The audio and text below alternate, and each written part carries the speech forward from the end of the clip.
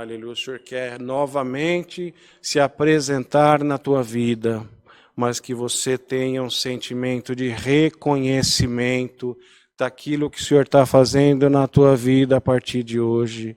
Você pediu socorro, e o socorro hoje veio através dessa palavra para você.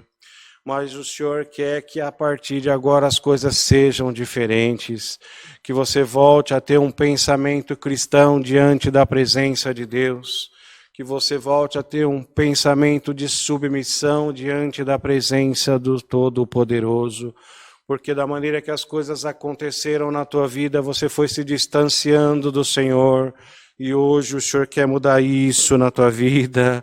Aleluia, o Senhor precisou deixar você se encontrar na situação que você se encontra. Aleluia, para que você possa mais uma vez reconhecer de que ninguém pode te ajudar, aleluia, de que você não tem mais para onde correr. E quando chega nesses momentos é só o Senhor que você pode recorrer.